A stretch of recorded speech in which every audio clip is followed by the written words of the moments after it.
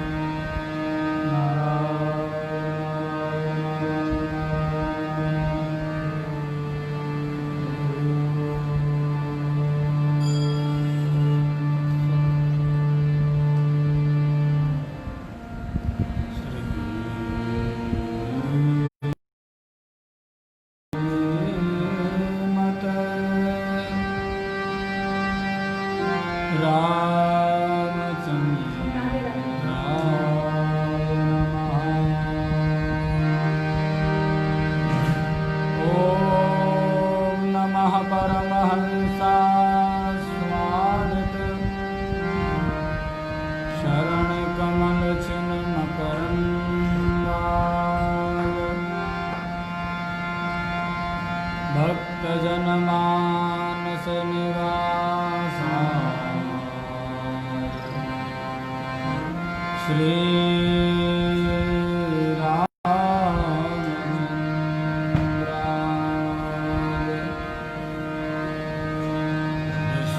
सर्ग विसर्गादि नवलक्षण लक्षितम्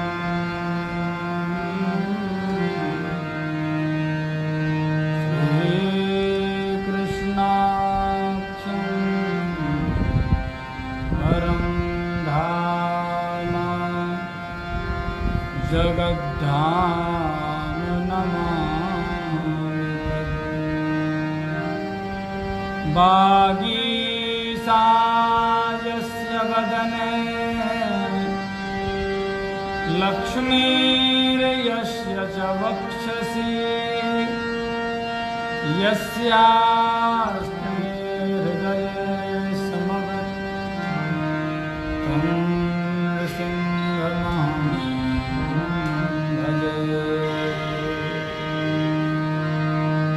प्रहलाद नारद पराशर पुंडरीक व्यासाम्बरीश सुख सौनक भीष्मदाल्भ्याम् रुक्मांगदार्जुन वसिष्ठ विभीषणादि पुण्यानि मां परम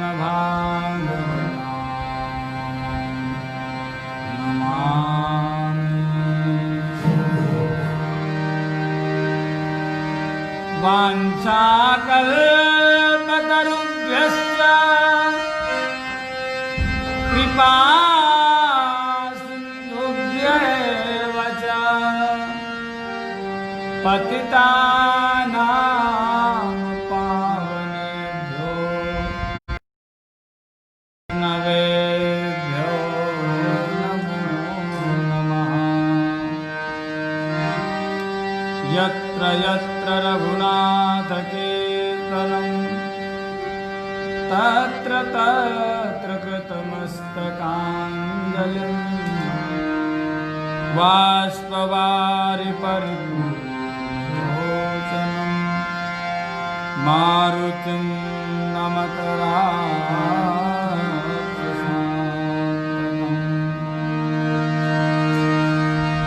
गङ्गातरङ्गरमणीय जटाकलापं गौरी निरन्तर विभूषितवामभागं नारायण प्रियमनङ्गमदापहारं वाराणसीपुरपतिं भज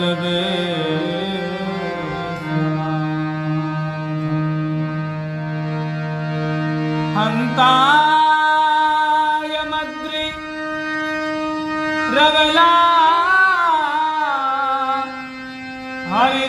हरिदासवर्यो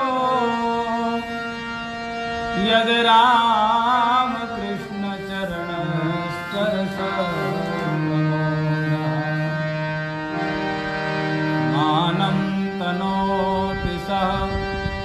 को गणयोस्तयोर्य आनीयसोऽयं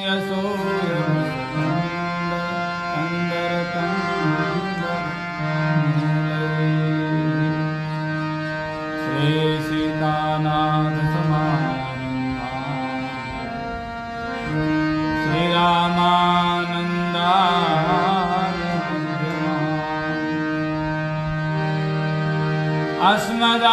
अस्मदाचार्य पर्यन्तां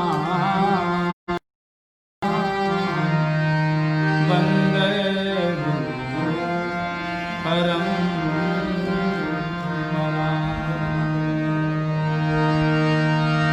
भक्त भक्ति भगवंत गुरु चतुर नाम बपुरे इनके पद बंदन किए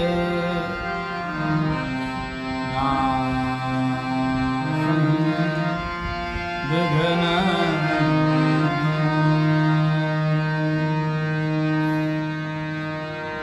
श्री वृंदावन बिहारी लाल की जय। श्री सीतारामचंद्र भगवान की जय। श्री राम ऋषिया हनुमान जी महाराज की जय। शंकर भगवान की जय। गिरिराज महाराज की जय। मानसी गंगा की जय। श्री हरदेव जी महाराज की जय। चक्रेश्वर महादेव भगवान की जय। निर्मोही अखाड़े की जय। ओरछाधीश राम राजा सरकार की जय। श्री कुंडेश्वर भगवान की जय। धजरई धाम की जय। धजरई वाले हनुमान जी महाराज की जय। जगतगुरु स्वामी श्री रामानंदाचार्य भगवान की जय। श्री सद्गुरुदेव भगवान की जय। सब संतन की जय। सब भक्तन की जय। सब विप्रन की जय। गौ माता की जय। जय जय श्री सीताराम। जय जय श्री राधे श्याम। हर हर हर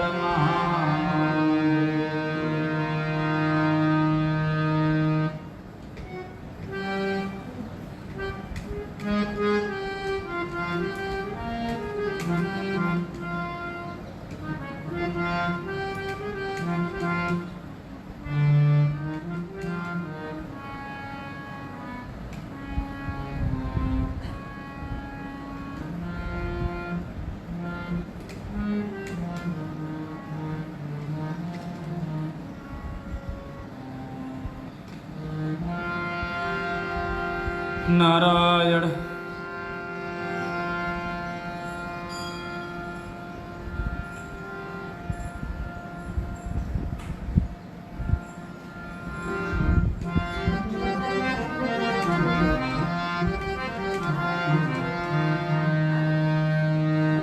गोविंद जय जय गोपाल जय जय गोविंद जय जय गोपाल गोविंद जय जय गोपाल जय जय गोविंद जय जय गोपाल जय जय राधा रमण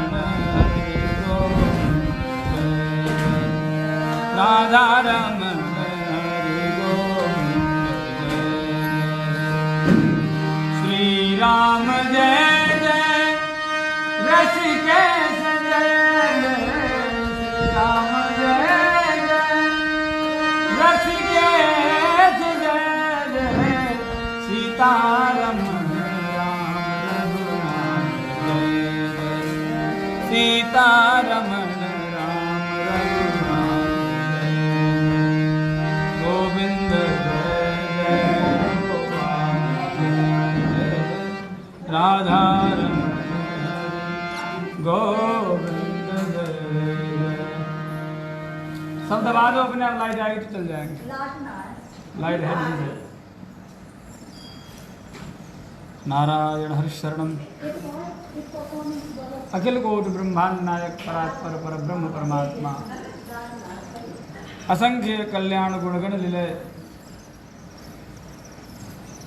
कल्याणैकतान परमानंद कंद जिनमूर्ति दया सिंधु कृपा सिंधु वात्सल्य सिंधु शरणागत वत्सल भक्त वांछा कल्पतरु अकारण करुणा वरुणालय भगवान श्री राम कृष्ण की महती कृपा करुणा से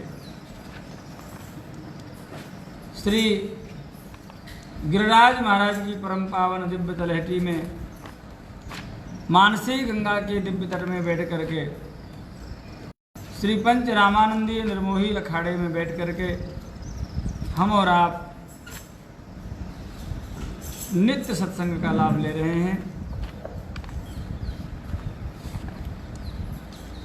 कल हम लोग सुखदेव जी महाराज के द्वारा किया हुआ मंगलाचरण श्रवण कर रहे थे। किरात हूडांध्र पुलिंद पुलकसा आभीर कंका यवना खसादया येन्ये च पापा यदुपाश्रयाश्रया शुद्ध्यन्ति तस्मै प्रभु विष्णवे नमः।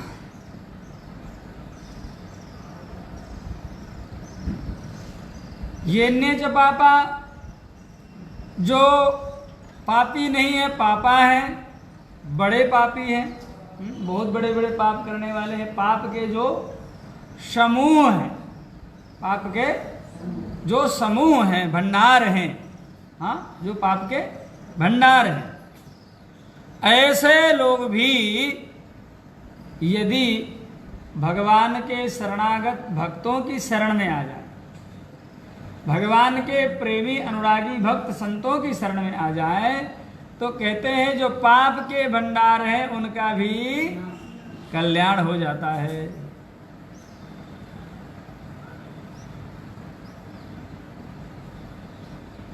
ऐसे सर्वशक्तिमान भगवान को बारंबार नमस्कार है।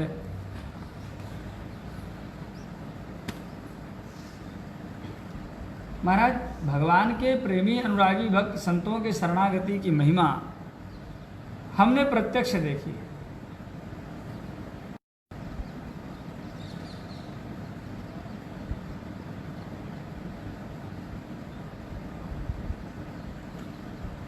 दूसरे के क्या कहें, हम अपनी कहें।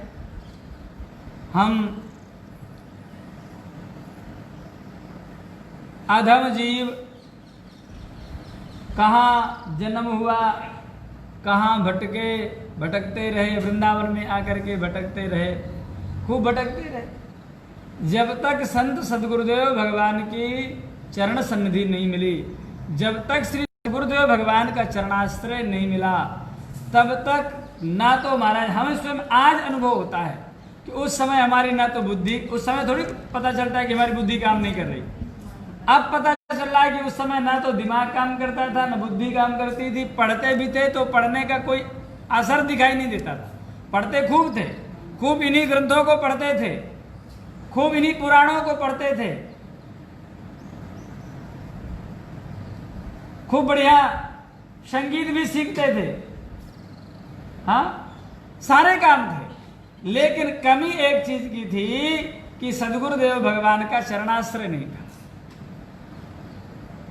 समर्थ महापुरुष संत सदगुरुदेव भगवान का चरणाश्रय ना होने के कारण से आज अनुभव हो रहा है कि उस समय हम कैसी जिंदगी जी रहे थे, आज हमें कैसा, कितना अच्छा लग रहा है, कितना अच्छा अनुभव हो रहा है। ये अब अनुभव होता है, उस समय हम कैसी जिंदगी जी रहे थे। संत सदगुरुदेव भगवान की चरण सन्निधि में आने के बाद में, संत सदगुरुदेव भगवान के चरणाश्रय को प्राप्त करने के बाद में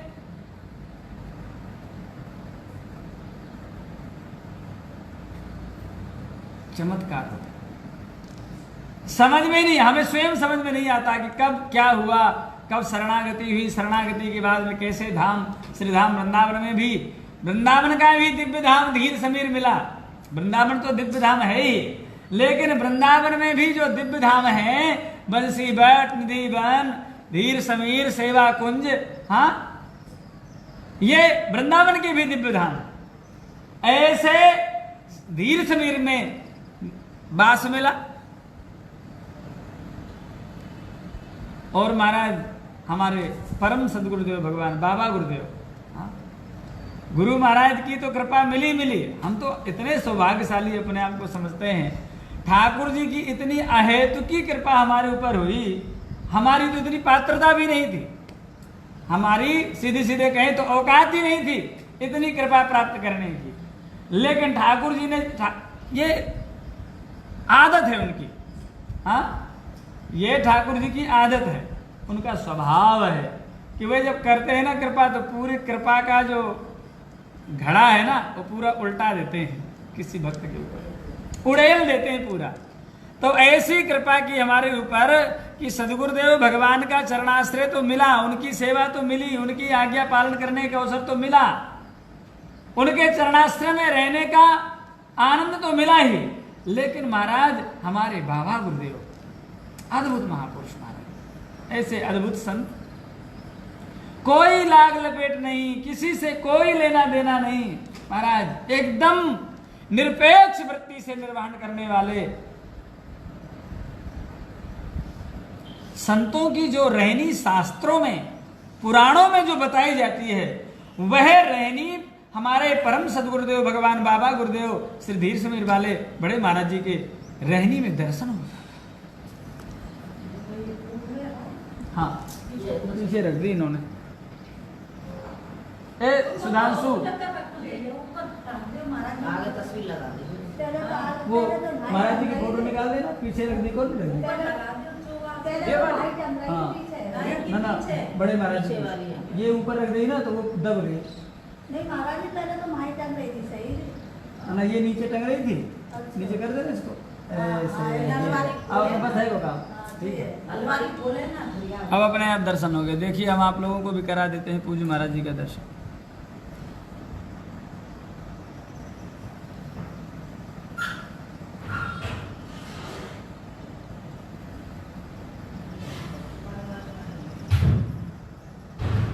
ये हमारे बाबा गुरुदेव, ना ना यहाँ ना,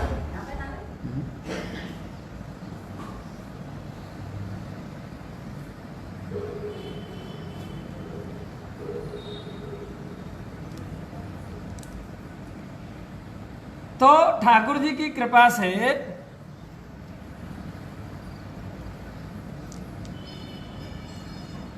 गुरुदेव का चरणाश्रय मिला, बाबा गुरुदेव का चरणाश्रय मिला। और उसके बाद में महाराज हम निवेदन करें, महाराज जी की सेवा में हम रहते, महाराज जी हमसे कहते लाला भैया कथा कहना सीखो। हमारे बाबा गुरु भी अच्छे उच्च कोटि के रामायणी थे। अयोध्या में जाकर के उन्होंने रामचरितमानस की कथा लगाई थी, रामायण लगाई थी। महाराज पूरी मानस ऐसे रटी हुई थी महाराज जी को, और दिन भर बैठे पाठ करते रहते, वहीं ठाकुर जी के चरणों में जगमोहन के बाहर बैठे पाठ करते रहते। और हमसे कहते पलौट के पलौट याद करो, पलौट माने दोहा से दोहा, हाँ याद करो बोले, और फिर देखो। महाराज उन्हीं की कृपा से जो कुछ भी आप लोगों को सुना रहे हैं, मुझे अनुभव होता है कि ये गुरुजनों की कृपा है।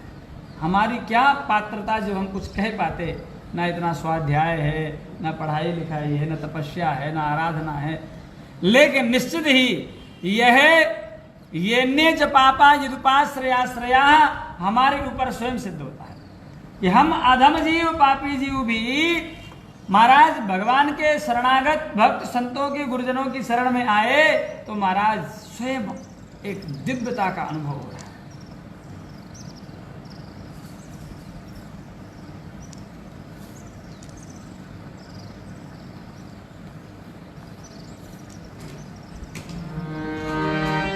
सएस आत्मात्मवतामधीश्वर,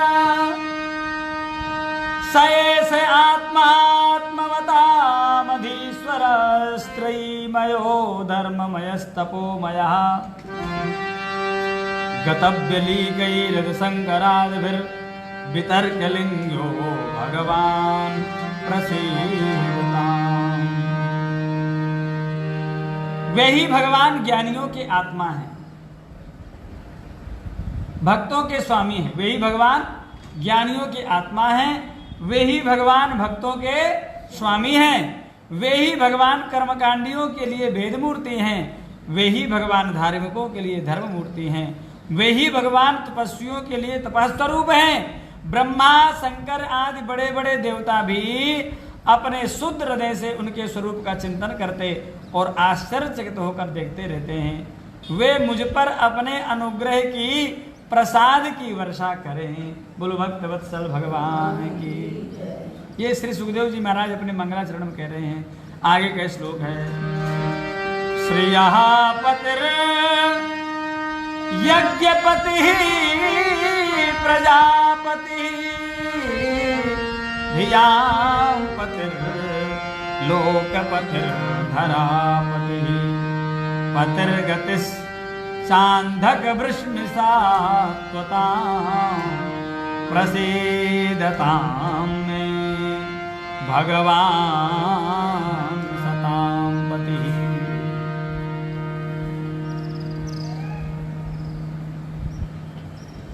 श्रिया पतिर, संसार में जितनी भी जहां भी किसी भी प्रकार की कोई लक्ष्मी है, धन है, हाँ, उस सब के स्वामी कौन है? भगवान ही तो है। लक्ष्मी के स्वामी को, अरे दुर्भाग्य की बात है महाराज, लोग अपने आप को उस धन का स्वामी मान लेते हैं।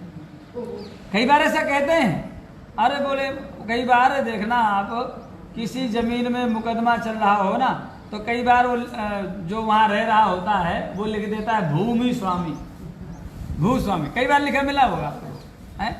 लो भैया तुम भूमि स्वामी कहाँ से हो गए? धरापतिर। तो यहाँ पर सुखदेव जी महाराज कहते हैं धियाम पतिर लोकपतिर धरापति। धरापति तो भगवान है, पृथ्वी के पति कौन है? भगवान है।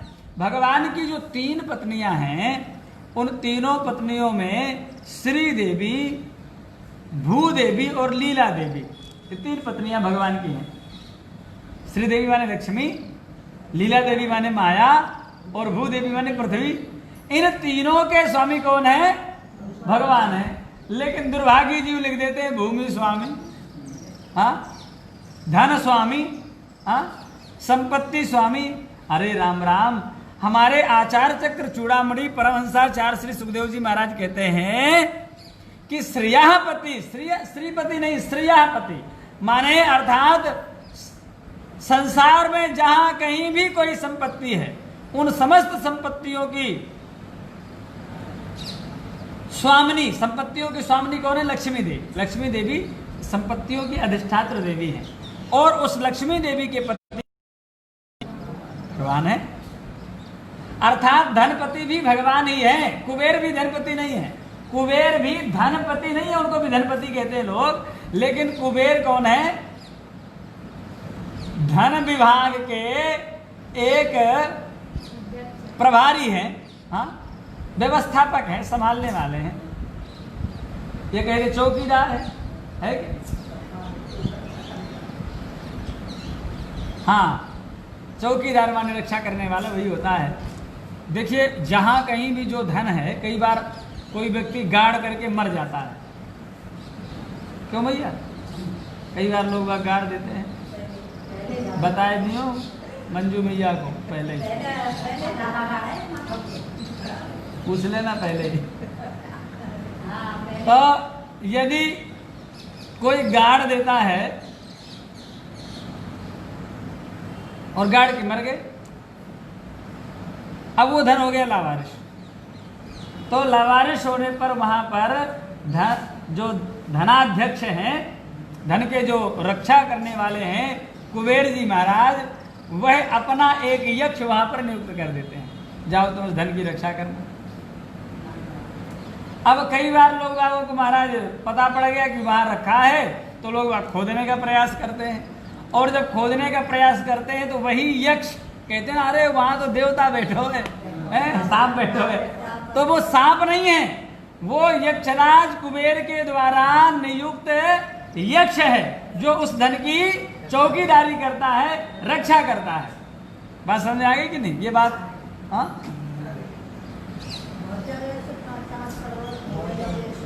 लोग बाग जबरदस्ती खोदते हैं तो कई बार घटनाएं भी घट जाती हैं, दुर्घटना घट जाती हैं, लोग बाग मर जाते हैं, परिवार नष्ट हो जाता है। और निवेदन करें बिना उन यक्ष की अनुमति के, उनको प्रसन्न किया, उनकी आराधना किए बिना महाराज उस धन को हाथ लगाना भी नहीं चाहिए।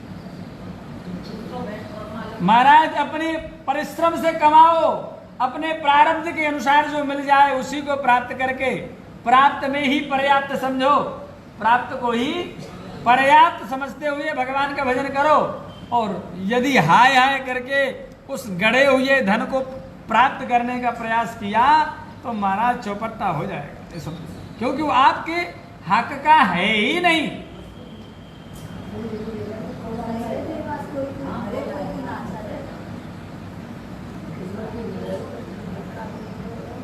तो श्रिया पतिर जो समस्त संपत्तियों की स्वामिनी श्री लक्ष्मी देवी के पति हैं। यज्ञ जितने यज्ञ करते हैं ना, हम किसी भी प्रकार के यज्ञ करें तो यज्ञों के सभी यज्ञों के जो आराध्य हैं वो भगवान नारायण ही हैं, श्री कृष्ण ही हैं। क्योंकि यज्ञ नारायण भगवान के 3 स्वरूप, जैसे अभी लक्ष्मी के 3 स्वरूप बताए हम, ऐसे भगवान के भी 3 स्वरूप प्रधान हैं। एक भगवान लक्ष्मी नारायण माने क्षीरसाई नारायण, और दूसरे सूर्य नारायण, और तीसरे यज्ञ नारायण। ये भगवान के ही स्वरूप है, नारायण के ही स्वरूप है, श्री कृष्ण के ही स्वरूप है तीनों। तो अर्थात यज्ञ नारायण माने यज्ञ के अधिष्ठात्र देवता। चाहे आप शिव महायज्ञ कीजिए, चाहे गणपति महायज्ञ कीजिए, चाहे आप सत्संडी यज्ञ कीजिए, हाँ शक्ति यज्ञ कीजिए, किसी भी प्रकार का यज्ञ करो, उस यज्ञ के अधिष्ठात्र देवता तो नारायण ही होंगे।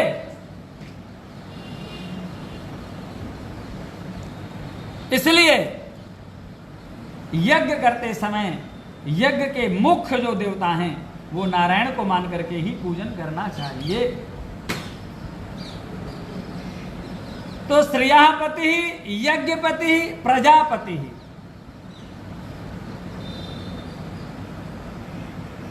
यज्ञों के भोक्ता एवं फलदाता भी भगवान ही है, उनके स्वामी हैं, प्रजा के भी स्वामी हैं।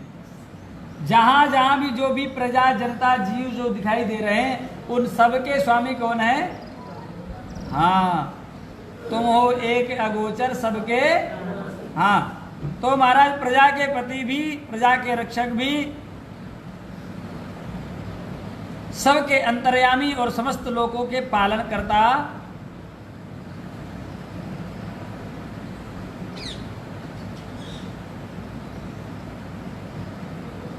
भगवान ही है।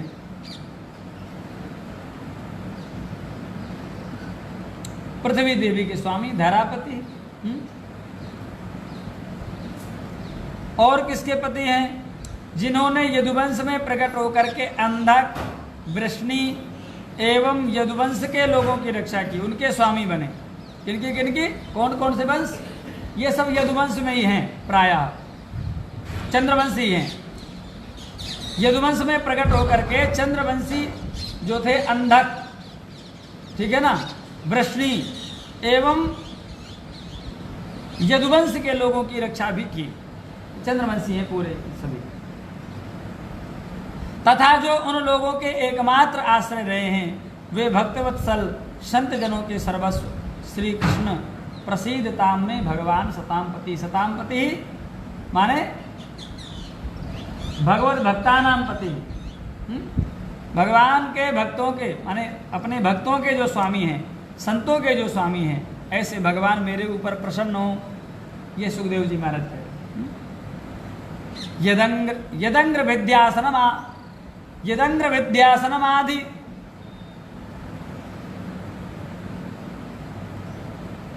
यदंग्र विद्यान समाधि धौतया धियानुपश्यन्ति हि तत्त्वमात्मनः वदन्ति चैतत् कवयो यथारुचम शमे मुकुंदो भगवान प्रसीदताम। विद्वान पुरुष जिनके चरण कमलों के चिंतन रूप समाधि से शुद्ध हुई बुद्धि के द्वारा आत्म तत्व का साक्षात्कार करते हैं, तथा उनके दर्शन के अनंतर अपनी अपनी मति और रुचि के अनुसार जिनके स्वरूप का वर्णन करते रहते हैं वे प्रेम और मुक्ति के लुटाने वाले भगवान श्री कृष्ण मुझ पर प्रसन्न हो जाएं। प्रचोदिता ये न पुरा सरस्वती वितनवताजस्य सतीं स्मृतिं हृदि सुलक्षणा प्रादुर्भूत किलास्यतः समे ऋषीणाम वृषभा प्रसीदताम। जिन्होंने सृष्टि के समय ब्रह्मा के हृदय में पूर्व कल्प की स्मृति जागृत करने के लिए ज्ञान की अधिष्ठात्री देवी को प्रेरित किया और वे अपने अंगों के सहित वेद के रूप में ब्रह्मा जी के मुख से प्रकट हुई, वे ज्ञान के मूल कारण भगवान मुझ पर कृपा करें, मेरे हृदय में प्रकट हो। आओ आगरा वाली मैया विराज। जय।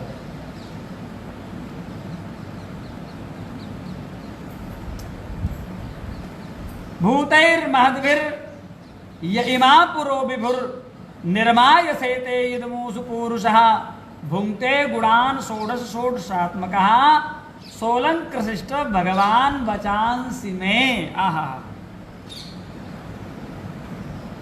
भगवान ही पंच महाभूतों से इन शरीरों का निर्माण करके इनमें जीव रूप से शयन करते हैं। भगवान इन पंच महाभूतों का निर्माण करने वाले भी भगवान हैं और इन पंच महाभूतों से इस शरीरों का निर्माण करने वाले भी भगवान हैं और निर्माण करके इनमें प्रवेश करके निवास करने वाले भी भगवान हैं। बहुत ध्यान से समझना, जीव रूप से शयन करने वाले शरीर के अंदर भी भगवान हैं और 5 ज्ञानेंद्रिय, 5 कर्मेंद्रिय, 5 प्राण और 1 मन। कितने हो गए? 5 कर्मेंद्रिय, 5 ज्ञानेंद्रिय, 5 प्राण और 1 मन। इन 16 कलाओं से युक्त होकर इनके द्वारा 16 विषयों का भोग करते हैं। यही 16 कलाएं। हाँ, इनके द्वारा 16 विषयों का भोग करते हैं। वे सर्वभूतमय भगवान मेरी वाणी को अपने गुणों से अलंकृत कर दें। क्योंकि कथा कहने जा रहे हैं तो जब तक भगवान के गुणों से अलंकृत नहीं होगी यह वाणी, गुणों से युक्त नहीं होगी यह वाणी, तब तक व्यर्थ में कितना भी चिल्लाते रहो उसका कोई असर, आकर्षण नहीं होता, उसमें आनंद नहीं आता है। बहुत से लोग आजकल तो कथावाचकों की बाढ़ है। हाँ, है कि नहीं? वृंदावन में तो ईंट फेंको तो किसी कथावाचक के ऊपर ही गिरेगी, इतने कथावाचक है कि नहीं? लेकिन प्रत्येक वक्ता की वाणी में रस नहीं होता है, सुख नहीं मिलता है, आनंद नहीं मिलता है। हम तुलना नहीं करते हैं, को बड़ छोट कहत अपराधु, अपराध है, लेकिन फिर भी आप सभी वक्ताओं की कथा सुनना और हमारे परम सदगुरुदेव भगवान पूज्य मलुकपीठ वाले महाराज जी की कथा सुनना। स्वाभाविक रस बरसता है, स्वाभाविक आनंद बरसता है, स्वाभाविक महाराज एक एक शब्द रोम रोम से प्रविष्ट होता है। ऐसा लगता है माने जब उनकी कथा में जितनी देर बैठे रहोगे आपको निद्रा नहीं आएगी। बिना संगीत के कथा, आजकल तो महाराज हर 5 मिनट में ढोला रसिया गाया जाता है, लोग वह गाते हैं, लेकिन हमारे परम सदगुरुदेव भगवान पूज्य मलुकपीठ वाले महाराज जी ना, अब तो महाराज 2 तबला वाले हारमोनियम वाले बैठ जाते हैं, केवल वो भी पद गायन होता है। आज के जैसे वो जो गाते हैं ना लोग डम डम डिगा डिगा वादी, ये कभी महाराज जी नहीं गाते। और आजकल इतने बड़े बड़े जो बाजा लगते हैं ना महाराज, कई बार देख करके महाराज जी तो उनको कहते थे चुप बैठना तुम, केवल हारमोनियम और तबला ही बजेगा। हाँ, कुछ तार वाद्य, सारंगी, वायलिन या बांसुरी आदि जो आदि वाद्य, आधुनिक वाद्य ना हो, पुरातन जो वाद्य, उनको महाराज जी पसंद करते हैं।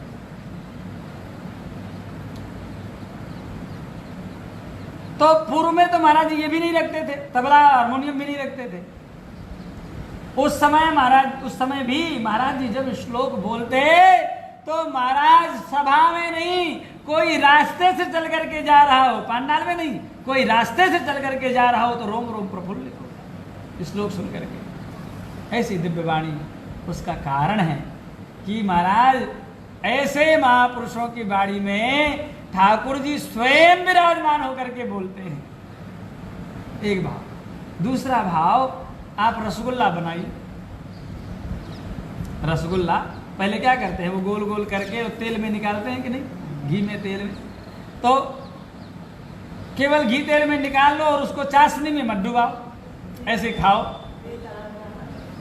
बेकार लगेगी नहीं, अच्छे थोड़ी लगे हैं, तो वो भी रसगुल्ला। लेकिन जब तक उसको चाशनी में नहीं डुबाएंगे, उस रस में नहीं डुबाएंगे, तब तक उसमें आनंद स्वाद रस आने वाला नहीं है। उसमें रस स्वाद कब आएगा, जब उसको रस में, चाशनी में, शीरा में जब डुबाएंगे। तो उसी प्रकार से यह वाणी भी जब महाराज भगवान के गुण रूपी रस में डूब करके जब निकलती हैं, तो महाराज वह वाणी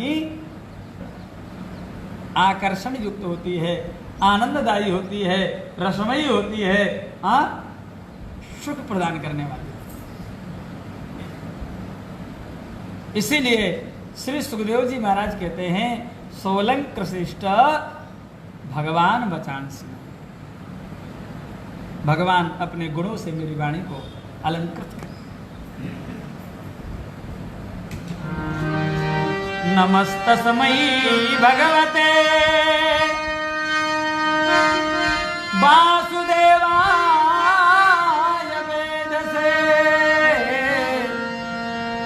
पपुर्ज्ञानमयं सौम्या यन्मुखां बुधासवम्। संत पुरुष जिनके मुख कमल से मकरंद के समान झरती हुई ज्ञानमयी सुधा का पान करते रहते हैं। संत महापुरुष, बहुत ध्यान से सुनना, संत महापुरुष जिनके मुख कमल से मकरंद के समान झरती हुई ज्ञानमयी सुधा का पान करते रहते हैं, उन वासुदेवावतार, श्री कृष्णावतार, श्री नारायणावतार, भगवदावतार सर्वज्ञ भगवान व्यास के चरणों में मेरा बारंबार नमस्कार है। बोलो व्यास जी महाराज। एतदेवात्मभूराजन् नारदाय पृच्छते वेदगर्भोऽभ्यधात् साक्षात् यदाह हरिरात्मनः। हे परीक्षित, वेदगर्भ स्वयंभू ब्रह्मा ने नारद के प्रश्न करने पर यह बात कही थी, जिसका स्वयं भगवान नारायण ने उन्हें उपदेश किया था, और वही अब तुमसे मैं कहने जा रहा हूँ। बोलो भक्तवत्सल भगवान की जय। यहाँ पर द्वितीय स्कंद का 4th अध्याय विश्राम होता है। जय जय श्रीमद्भागवते महापुराणे पारमहंस्यां संहितायां द्वितीय स्कंधे 4थोऽध्यायः श्री राधा कृष्ण चरणार्पणमस्तु। अथ 5वां अध्याय। अब 5वें अध्याय में हम प्रवेश करें। अभी परीक्षित श्री सुखदेव जी महाराज ने कहा कि जो प्रश्न आपने हमसे किया है, वही प्रश्न किसी समय नारद जी ने ब्रह्मा जी से किया था। तो ब्रह्मा जी से जो प्रसंग भगवान ने सुनाया था, वही सारी कथा, वही सारा ज्ञान ब्रह्मा जी ने नारद जी को सुना रहे थे। तो एक बार नारद जी ब्रह्मलोक पधारे। कहाँ पधारे? ब्रह्मलोक। ब्रह्मलोक में देखा कि भगवान ब्रह्मा अपने पद्मासन में, कमलासन में विराजमान होकर के ध्यान कर रहे हैं। जाकर के नारद जी महाराज ने प्रणाम किया और प्रणाम करके कहने लगे, हे पिताजी। नारद उवाच देव देव नमस्तेस्तु भूतभावन पूर्वजा तद्विजानी ज्ञानम् आत्मतत्त्वनिदर्शनम्। हे पिताजी, आप केवल मेरे ही नहीं अपितु समस्त सृष्टि के पिता हैं। सृष्टि में जितने जीव हैं उन सबके आप पिता, जगत पिता हैं आप। समस्त देवताओं से श्रेष्ठ एवं सृष्टि करता है, सृष्टि की रचना करने वाले हैं, सब सारी सृष्टि को प्रकट करने वाले हैं। आपको मेरा प्रणाम है।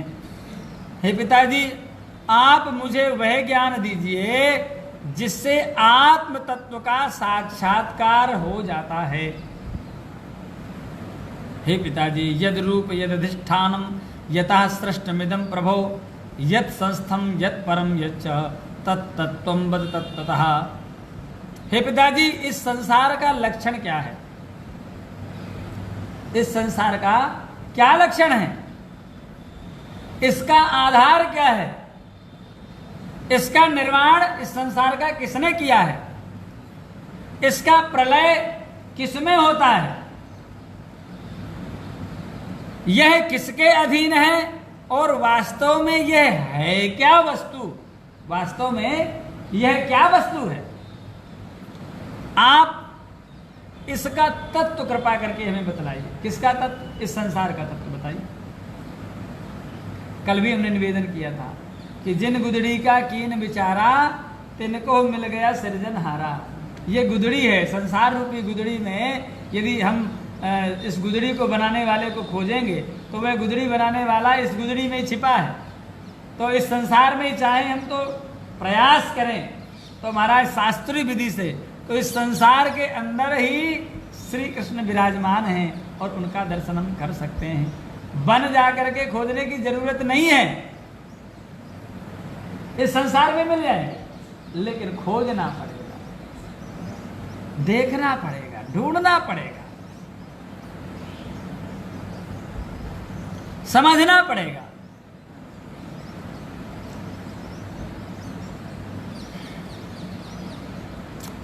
आप तो ये सब कुछ जानते हैं, क्योंकि जो कुछ हुआ है, हो रहा है या होगा, उसके स्वामी आप ही तो हैं। यह सारा संसार हथेली पर रखे हुए आंवले के समान आपकी ज्ञान दृष्टि के अंतर्गत ही है। अतः इस संसार का ज्ञान आपको उसी प्रकार से है जैसे हाथ में आंवला रखा हो तो आंवले का पूरा ज्ञान हो जाएगा कि आंवला कैसा है कि नहीं, किधर से चोट लगी है, किधर से सड़ा है, कि अच्छा है कि क्या है। पूरे हाथ में आंवला हो तो फिर क्या है, पूरा देख लो।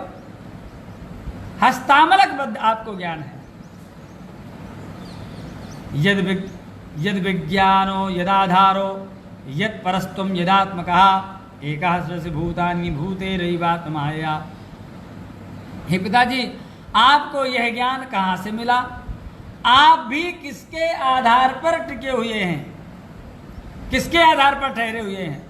आपका स्वामी कौन है और आपका स्वरूप क्या है?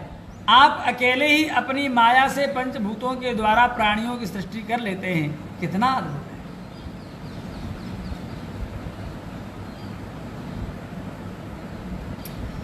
आत्मन भावय सेतानी न परा भावयन स्वयं आत्मशक्तिमवष्टभ्या ऊर्णनाभिरिवाक्लमः।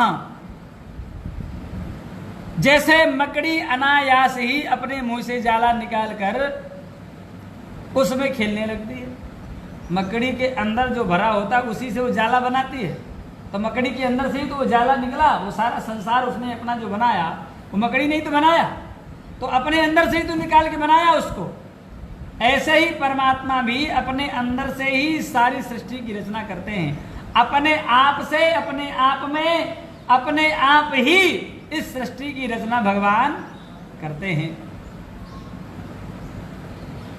जैसे मकड़ी अनायासी अपने मुंह से जाला निकालकर उसमें खेलने लगती है, वैसे ही आप अपनी शक्ति के आश्रय से जीवों को अपने में ही उत्पन्न करते हैं और फिर भी आप में कोई विकार नहीं होता है। नाहम वेद परम यस्मिन् ना परम ना समम विभो नाम रूप गुणैर्भाव्यम संसत किंचित अन्यतः। जगत में नाम रूप और गुणों से जो कुछ जाना जाता है उसमें मैं ऐसी कोई सत असत उत्तम मध्यम या अधम वस्तु नहीं देखता जो आपके सिवा और किसी से उत्पन्न हुई हो। हाँ, सब कुछ आपसे उत्पन्न हुआ है। सभवान चरित गौरम यत् तपासु समाहितः तेन खेदे से नस्तुम पराशंका प्रेक्षसी। इस प्रकार सबके ईश्वर होकर भी, हाँ, आप सबके ईश्वर होकर भी आपने एकाग्रचित्त से घोर तपस्या की। इस बात से मुझे मोह के साथ साथ बहुत बड़ी शंका भी हो रही है कि आपसे भी बड़ा कोई है क्या? हम तो आपको ही जगत पिता, जगत गुरु, जगदात्मा, परमात्मा सब कुछ आपको ही समझते हैं, फिर आप किसका ध्यान कर रहे हो? हम यह देख करके हम बड़े विचलित हो रहे हैं, चिंतित हो रहे हैं, सशंकित हो रहे हैं, मोहित हो रहे हैं। आप कृपा करके हमें ये ठीक ठीक करके बताइए कि आपसे भी बड़ा कोई है क्या? हे पिताजी, आप सर्वज्ञ और सर्वेश्वर हैं। जो कुछ मैं पूछ रहा हूं वह सब आप कृपा करके मुझे इस प्रकार समझाइए कि जिससे मैं आपके उपदेश को ठीक ठीक समझ सकूं।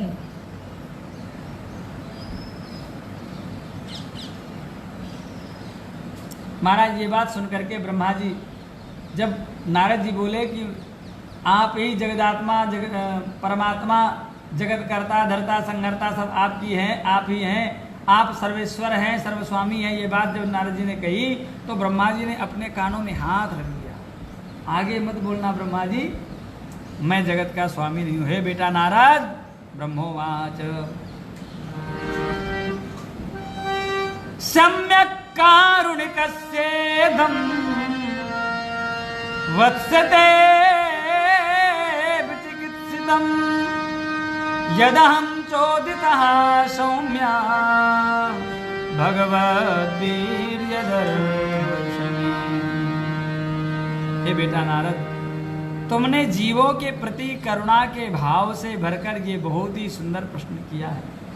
इतने वाक्य से ब्रह्मा जी के ये सिद्ध हो गया कि नारद जी वस्तुतः जानते सब थे, लेकिन महापुरुष तत्व को प्रकट करने के लिए, संसार के ऊपर कृपा करते हुए इस तत्व को प्रकट करने के लिए अपने गुरुजनों को, अपने महापुरुषों को छेड़ते हैं। कुछ ना कुछ ऐसा प्रश्न करेंगे जिससे जगत का कल्याण हो। जगत के कल्याणकारी कुछ ज्ञान प्रकट हो। उस ज्ञान को प्रकट करने के लिए महाराज महापुरुष अपने बड़े महापुरुषों के चरणों में कुछ ऐसे प्रश्न करते हैं। यद्यपि वो स्वयं जानते हैं, लेकिन जगत भी जाने इसके लिए रहस्यात्मक प्रश्न करते हैं। तो ब्रह्मा जी कहते हैं, बेटा नारद, तुमने जीवों के प्रति करुणा के भाव से भर कर ये बहुत ही सुंदर प्रश्न किया है, क्योंकि इससे भगवान के गुणों का वर्णन करने की प्रेरणा मुझे प्राप्त हुई है। अब मैं भगवान के गुणों का वर्णन करूंगा। नानृतं तव तच्चापि यथा मां प्रब्रवीसि भोः अविज्ञाय परं मत्ता एतावत्त्वं यतो हि मे। एक यहाँ पर शिक्षा मिलती है, एक बहुत सुंदर शिक्षा मिलती है यहाँ पर। नारद जी ब्रह्मा जी के कौन है? बेटा ही है ना। हाँ, ब्रह्मा जी नारद जी के पिताजी हैं, नारद जी ब्रह्मा जी के पुत्र हैं। तो पिताजी के पास में जाएं तो पिताजी से क्या मांगना चाहिए, ये नारद जी बता रहे हैं।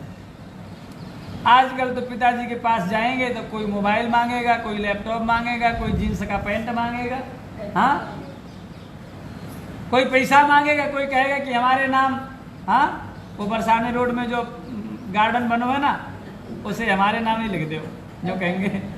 हाँ,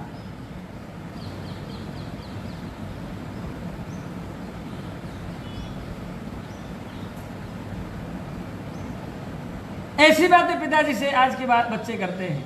लेकिन नहीं, यदि पिताजी के चरणों में बैठें तो उनसे प्रार्थना पूर्वक कुछ ऐसे प्रश्न करें, ऐसी चर्चा करें कि महाराज जो हमारा कल्याण करने वाला,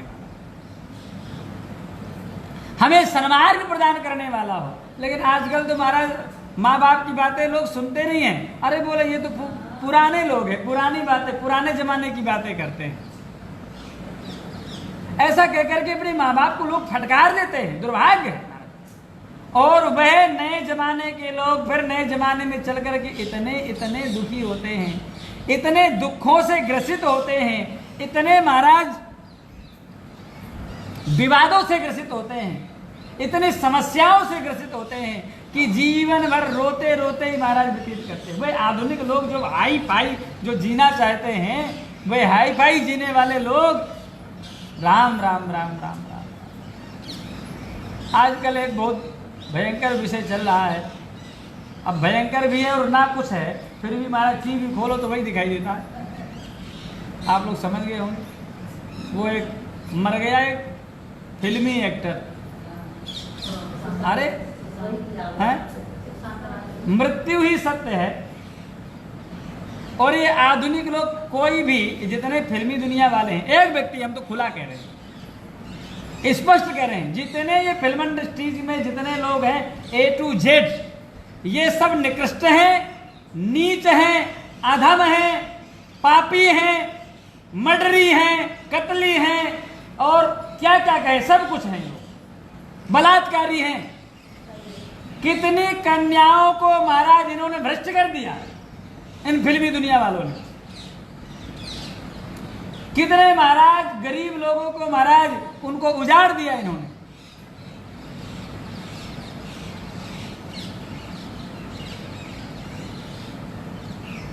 क्या आप उसमें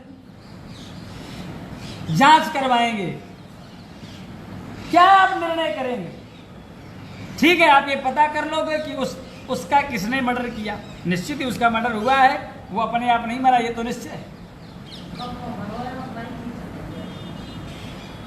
अपने आप नहीं मरा, उसका मर्डर ही हुआ है। लेकिन उसका भी मर्डर क्यों हुआ, ये भी तो कोई कारण होगा। सब अधर्म का खेल है, एक अधर्मी दूसरे अधर्मी को मार रहा है। हाँ, उसने किसी का मर्डर किया होगा, उसका किसी ने मर्डर कर दिया। उसने मर्डर नहीं किया होगा तो किसी का धन लूटा होगा, किसी के साथ में जास्ती की होगी, कुछ ना कुछ तो कारण होगा।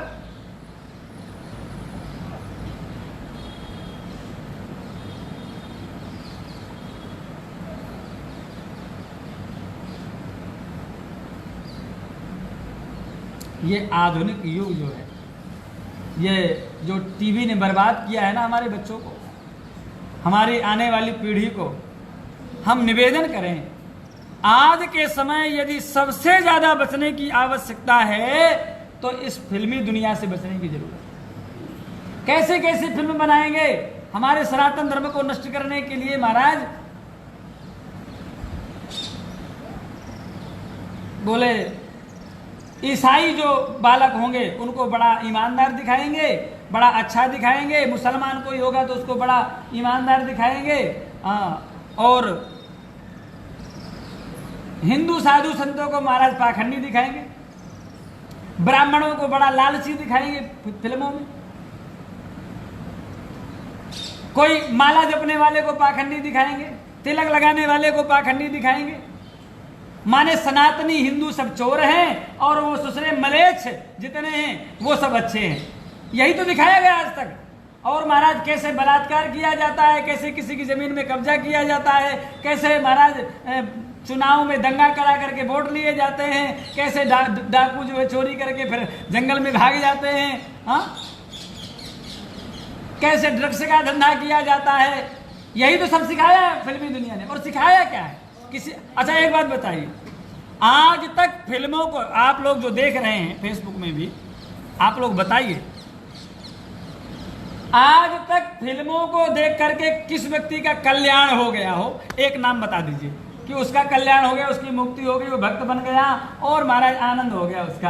एक व्यक्ति बता दीजिए, एक नाम कोई बता दे। मैं महाराज मेरा यदि एक व्यक्ति कोई नाम बता दे कि महाराज फिल्म देख करके उसका कल्याण हो गया, वो भक्त बन गया, उसका मोक्ष हो गया, एक व्यक्ति यदि कोई बता देगा कि भाई उस फिल्म देख करके धर्मात्मा हो गया, तो महाराज चौराहे में खड़ा करके मेरा सर कलम कर देना।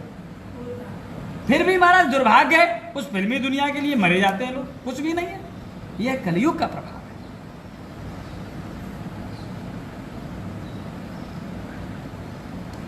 लोग फिल्मों को आदर्श मानते हैं, हाँ? माता पिता को आदर्श नहीं मानते हैं। पिताजी को आदर्श नहीं मानेंगे, वो लंपू एक अभिनेता था ना, बूढ़ा हो गया। हाँ, अरे हम नाम कह को ले, किसी का सोच ले, विदर्भी का नाम कह को ले। जीवन भर उसने माना विदर्भी फिल्में बनाई, उसने कभी एक भी उसने अच्छी फिल्म नहीं बताई, उसको महानायक बना दिया हमारे देश की जनता ने। लो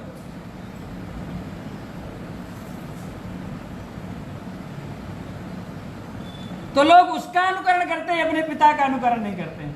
अरे आप तो पुरानी बातें करते हो, ऐसा कहते हो। राम जी कभी पिता के चरणों में बैठ करके, कभी माता जी के चरणों में बैठ करके उनसे पूछना, मां पिताजी मेरा कल्याण कैसे होगा, मैं श्री कृष्ण को प्रसन्न कैसे कर पाऊंगा, मैं श्री कृष्ण की आराधना कैसे करूंगा, मेरा जीवन सुखी कैसे होगा, एक बार पूछना कभी बैठ करके।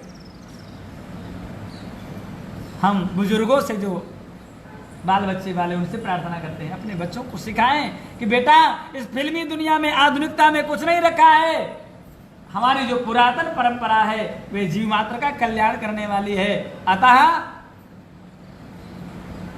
मोक्ष मार्ग पर चलो, धर्म मार्ग पर चलो, भक्ति मार्ग पर चलो, मुक्ति मार्ग पर चलो। ये संसार, ये फिल्मी दुनिया का मार्ग, विधर्मियों का मार्ग, जो केवल महाराज झूठी गढ़ी भई लिखी भई कथाएं हैं, कोई एक बात भी कोई सच्ची घटना होती है इनमें, मनगढ़ंत काल्पनिक। अरे राम जी ये चीजें मनोरंजन की हैं, आत्मरंजन करना ही हमारे जीवन का लक्ष्य है। मनोरंजन से आत्मरंजन नहीं होगा। और मनोरंजन आप हम कहते हैं यदि मनोरंजन भी नहीं है वो तो अच्छा, यदि वो मन को अच्छी लगने वाली चीज है तो एक ही फिल्म को हम कहते हैं साल भर रोज देखो, देख पाओगे? अरे कितने बार देख गए बोले हैं, कह देते कि नहीं लोग, अरे बोले ये तो फिल्म कई बार देखी, हटाओ दूसरी लगाओ। क्यों भाई, वो तो बड़ी अच्छी लगती थी, तुम्हारे मन को प्रसन्न करने वाली थी। वस्तुतः मन को वह चीजें अच्छी लगने वाली है ही नहीं है। मन तो भगवान की कथा में लगता है, भगवान के कीर्तन में लगता है, भगवान के सत्संग में लगता है, भगवान की आराधना में लगता है, भगवान की पूजा में लगता है। लगा करके तो देखो।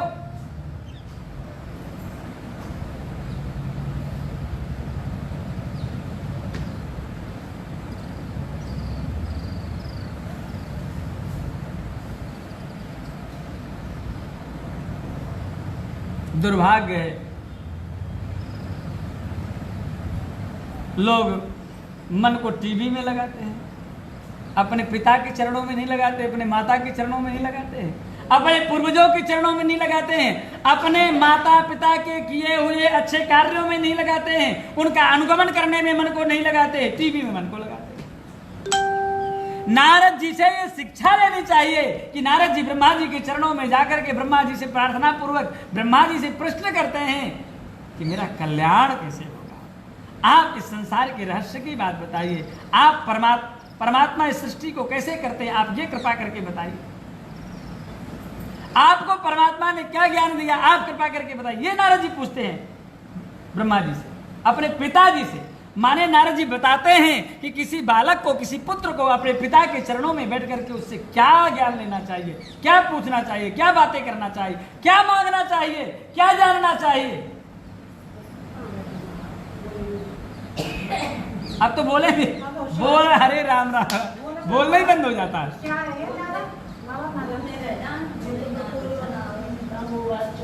हाँ हाँ,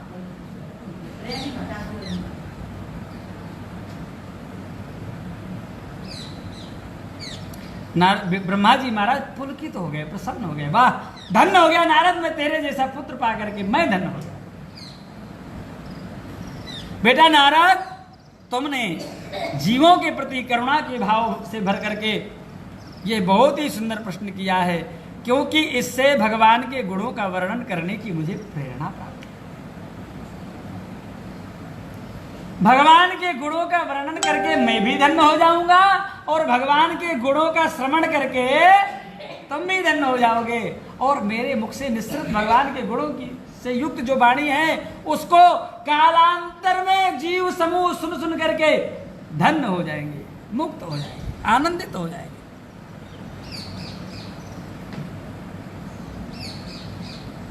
तुमने मेरे विषय में जो कुछ कहा है, तुम्हारा वह कथन भी असत्य नहीं है, क्योंकि जब तक मुझसे परे का तत्व जो स्वयं भगवान ही है जान नहीं लिया जाता, तब तक मेरा ऐसा ही प्रभाव प्रतीत होता है। नारद जी ने क्या कहा कि आप ही सर्वेश्वर है, आप ही सर्वात्मा है, आप ही जगदात्मा है, आप ही जगत पिता हैं, यही तो कह रहे थे नारद जी। तो बोले ब्रह्मा जी कह रहे तुमने जो कहा है वह तब तक असत्य नहीं है जब तक मुझसे भी परे जो परमात्मा है, मुझसे जो ऊपर मेरे भी जो जन्मदाता, मेरे भी जो आराध्य परमात्मा है, उनका जब तक ज्ञान नहीं हो जाता है तब तक लोग मुझे ही परमात्मा मानते, मुझे ही जगत गुरु मानते।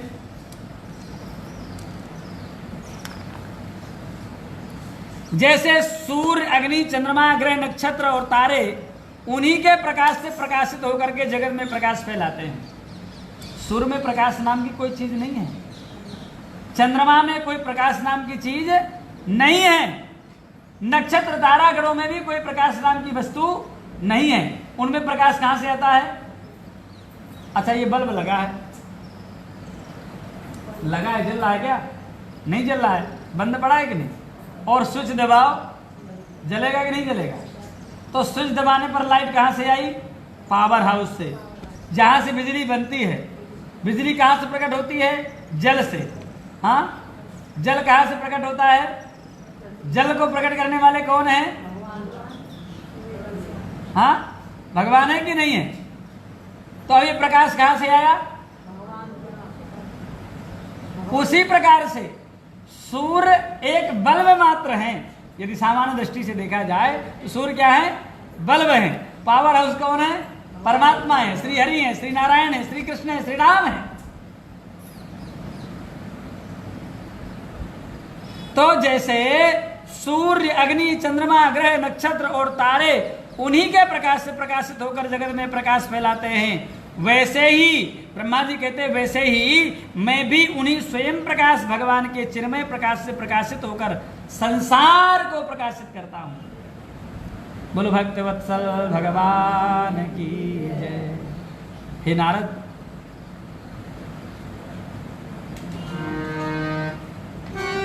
तस्मै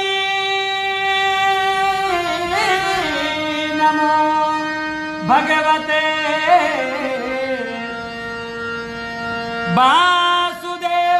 वासुदेवाय धीमहि यन्मायया दुर्जयया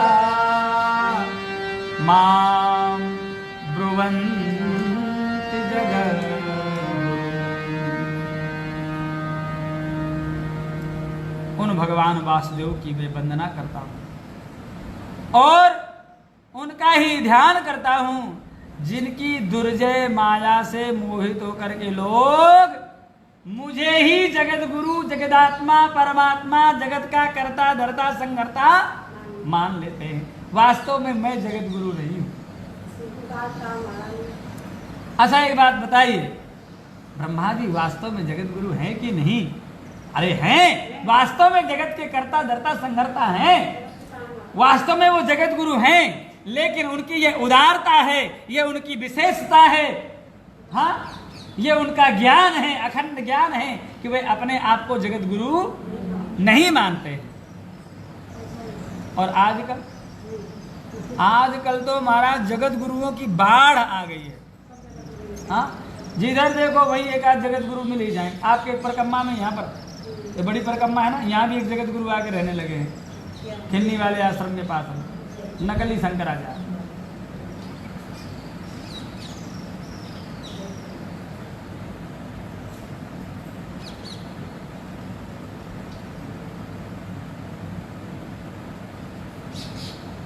इन नेताओं की कृपा से हुआ ऐसा। नेताओं ने इतने जगत गुरु पैदा कर दिए महाराज, इतने शंकराचार्य पैदा कर दिए, इतने रामानंदाचार्य पैदा कर दिए, खूब चकाचक पैसा दिया, नोट दिए, और महाराज अखाड़े द्वारे के साधुओं को आजकल खरीद लिया जाता है और बस उनको प्रमाण पत्र दे दिया जाता है। कई बार तो बिना अखाड़े द्वारों के ही महाराज बस उन्होंने जन्म धारण कर लिया, जगत गुरु हो गए, लिखना चालू कर दिया।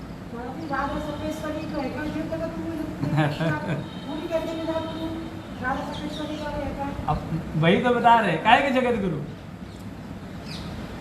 जगत गुरु कौन होता है बताएं? कबीर दास जी महाराज बता रहे जगत गुरु की परिभाषा क्या है, बहुत ध्यान से सुनेंगे।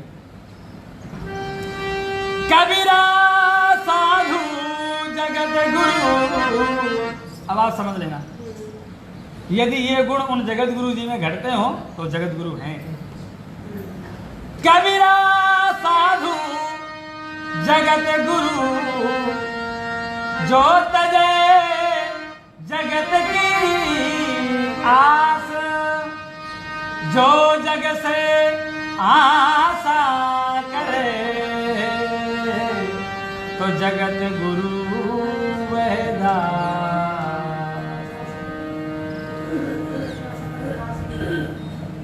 इतने सदस्य बनाओ, संस्कार में देखा होगा आपने उनको, हाँ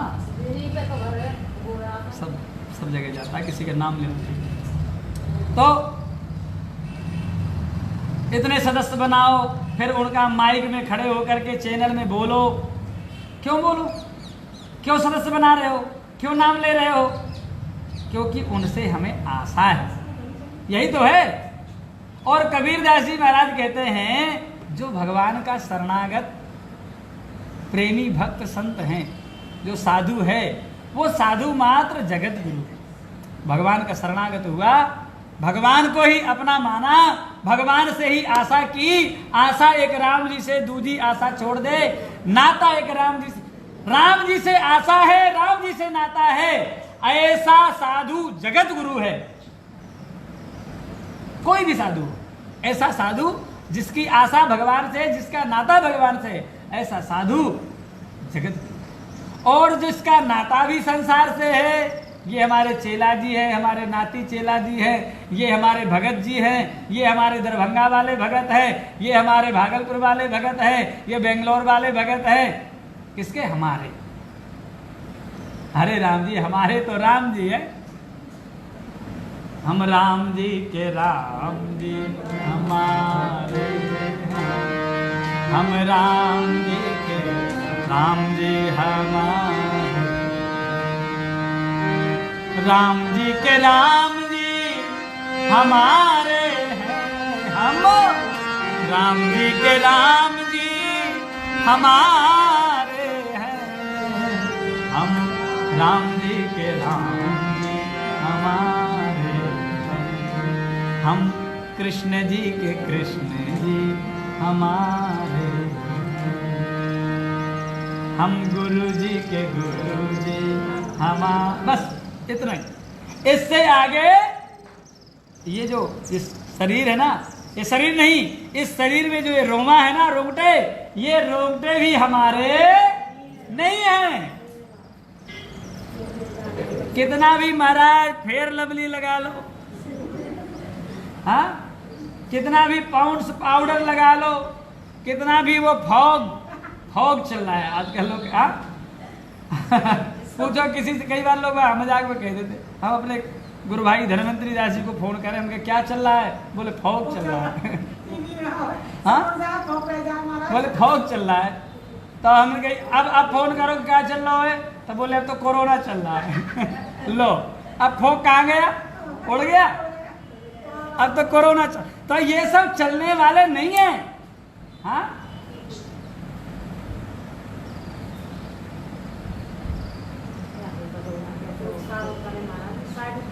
तो कितना भी, अरे अल्कोहल होता है, शराब होती है, उसमें अपवित्र होता है, अशुद्ध होता है, नहीं लगाना, भक्तों को नहीं लगाना चाहिए, हमें पता। तो राम जी की इच्छा से कितना भी सजा लो इस शरीर को, ये शरीर भी अपना नहीं है, अपने साथ नहीं जाएगा। मृदैव सत्यम। तो राम जी से ही नाता हो और राम जी से ही आशा हो। राम जी से नाता रखने वाले, राम जी से आशा रखने वाले साधु जगत गुरु। और जो संसार से आशा रखे, संसार से नाता रखे, वो क्या है? बोले जगत उनका गुरु है और वो जगत के चेला है। बस इतने से अब आप लोग समझ लेना कि जिनका आप नाम ले रहे थे, आप वो जगत गुरु हैं कि नहीं। वो पैसा से जगत गुरु बने। अभी उज्जैन कुंभ में, उज्जैन कुंभ में आजकल अखाड़े, हम भी अखाड़े के साधु हैं, और ठाकुर जी की कृपा से क्या कहें, हमारे गुरुदेव भगवान का निर्मोही अखाड़े के राष्ट्रीय अध्यक्ष के पद पर चुनाव हुआ।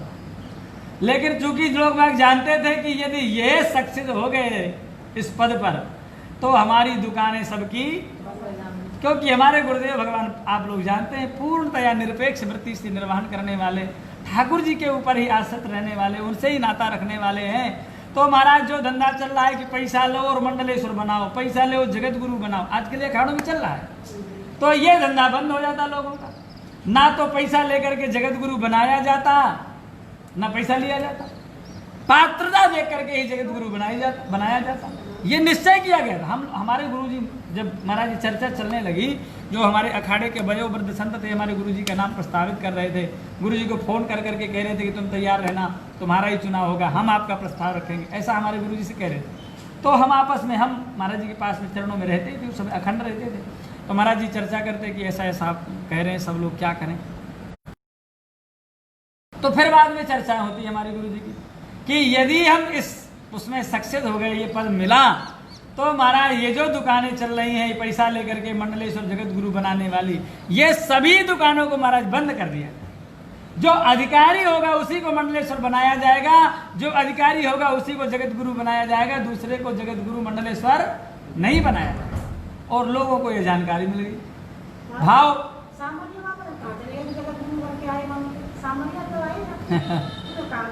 यही है गिरिराज जी में, हमारे अखाड़े की तो है वो, हमारे अखाड़े के लोगों ने उनसे भी बढ़िया चकाचक लिया, खूब लुटाते हैं, तो महाराज बढ़िया उनको भी बना दिया। यद्यपि वो भी अधिकारी नहीं, किसी भी गृहस्थ व्यक्ति को विरक्त भी नहीं है। विरक्त का एक स्वरूप है पंचकेश, ठीक है ना, और तिलक स्वरूप आदि रहन सहन, ठीक है ना, और अपने परिवार से कोसों दूर रहना। अब पूरा परिवार ही साथ में, ये भैया हैं, ये फलाने हैं, ढमका हैं, पिताजी हैं, सब लोग रहते, तो क्या कहें, वो भी पैसा दे करके आए। तो इन नेताओं ने, अब अखाड़े में तो हम सक्सेस हो जाते हैं, लेकिन उसमें सबसे पहले तो नेताओं की दुकानदारी बंद होती, क्योंकि जितने जगत गुरु आज मंडलेश्वर बनाए जाते हैं वो सब नेताओं के चमचा होते हैं। तो उन्होंने अपनी दुकानदारी बंद ना हो इसलिए महाराज हमें सक्सेस नहीं होने दिया। चुनाव हमारा किया अखाड़े के संतों ने, माने हमारे गुरुजी को किया, लेकिन हम वो प्रमाण पत्र लिए घर में बैठे हैं और उसका लाभ जो है, जो पद में गद्दी का जो, वो सब दूसरा कोई ले रहा है, क्योंकि जो नेताओं का चमचा है वो कर रहा है। ऐसी व्यवस्था है। महाराज जी ने तो हमारे कहा कि बाहर में जाए ऐसा पद प्रतिष्ठा छोड़ो, अपने तो घर में बैठ के भजन करेंगे। महाराज जी ने इस्तीफा दे दिया, यद्यपि वो इस्तीफा आदमी पंचों ने स्वीकार नहीं किया, लेकिन फिर भी महाराज जी कहते हैं अब तो हम कुंभ में भी नहीं जाएंगे, क्योंकि कुंभ भी अब कुंभ नहीं रह गया है। कुंभ भी अब ऐश्वर्य प्रदर्शन समारोह कह सकते हैं उसको। आज के जो जगत गुरु और मंडलेश्वर हैं वो क्या करते हैं कुंभ में, महाराज 20-20 लाख का तो अकेले गेट बना देते हैं, 20-20 लाख रुपया का गेट बना देते हैं महाराज। बोलिए बताइए, यदि किसी गरीब कन्या के विवाह में 20 लाख रुपया खर्च कर दिए जाएंगे, बोलो कितना आशीर्वाद देगी भाई। लेकिन व्यर्थ में 20 लाख रुपया केवल वहां पर, अरे राम जी झोपड़ी में रह करके विवाह भजन करके और महाराज अपने भक्तों को रुका करके ठहरा करके वहां भोज भंडारा करके भजन करना ही कुंभ में लक्ष्य होता है। साफ चौपट हो गया, क्या कहें। अयम तो युग धर्मो ही वर्तते कस्य दूषणम। तो कहने का तात्पर्य केवल इतना ही है कि जो आज के जगत गुरु हैं वो सब जगत गुरु नहीं है, जगत चेला है। देखिए जगत गुरु के लिए यदि नियमतः बात करी जाए तो जगत गुरु भगवान आदि शंकराचार्य जब प्रकट हुए तो उन्होंने अपनी 4 पीठें स्थापित, पूर्व पश्चिम उत्तर दक्षिण चारों दिशाओं को जो बांध करके रखे और महाराज अपने अंडर में रख करके भगवान के भक्ति में धर्म में प्रवृत्त कर सके। और फिर उसके बाद में मध्यकालीन जो आचार्य हुए, रामानंदाचार्य, रामानुजाचार्य, माधवाचार्य, विष्णु स्वामी, निम्बारकाचार्य, वल्लभाचार्य आदि, इनकी भी एक एक पीठें हैं जहां पर पंचगंगा घाट श्रीमठ विराजमान है, वहां पर वो रामानंदाचार्य की पीठ है, वहां पर जो आचार्य विराजे उसको जो है रामानंदाचार्य कहते हैं। ऐसे ही एक निम्बार्काचार्य होते हैं, ऐसे ही जहां जहां उनकी गद्दी सभी आचार्यों के चतुर्थ संप्रदाय आचार्य। लेकिन महाराज आजकल सैकड़ों तो रामानंदाचार्य हो।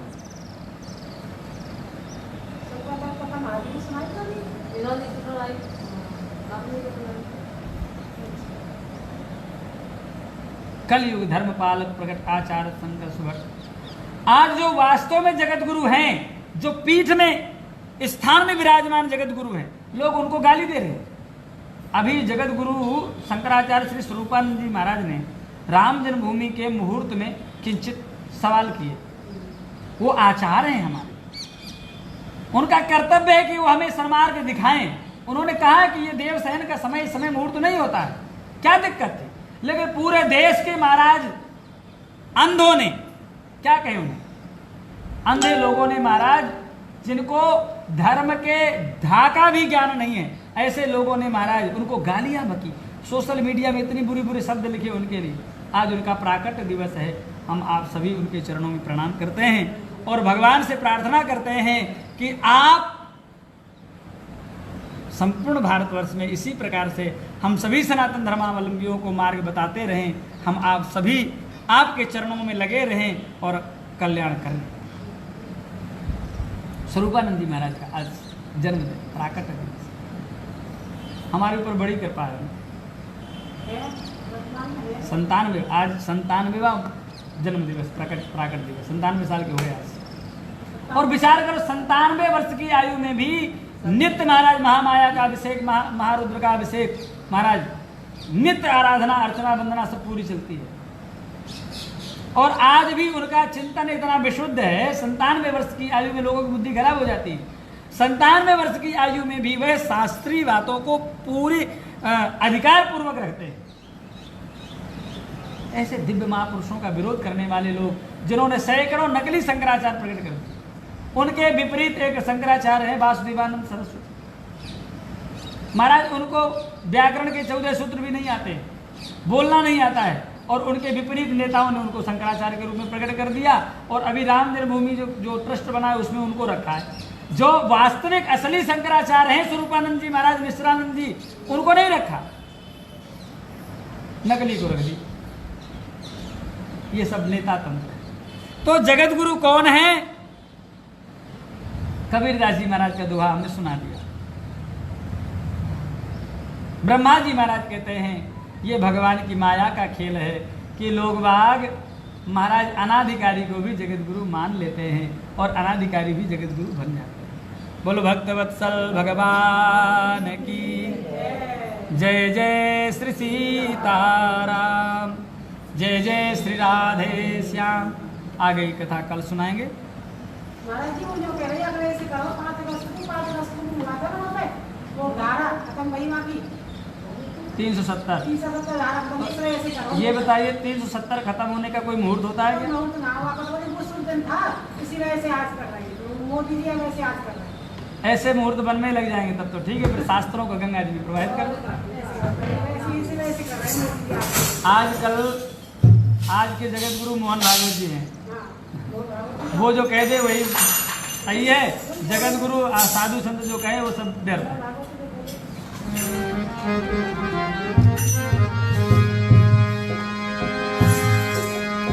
श्री राम जय राम जय जय राम, श्री राम जय राम श्री राम जय राम जय जय राम, श्री राम श्री राम जय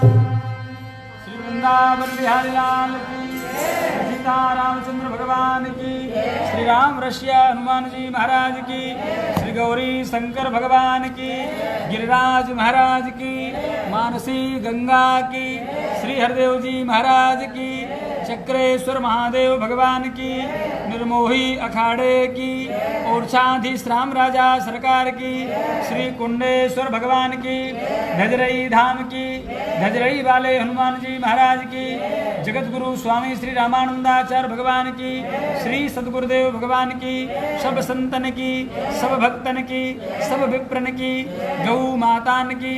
जय जय श्री सीताराम, जय जय श्री राधे श्याम, हर हर हर महादेव।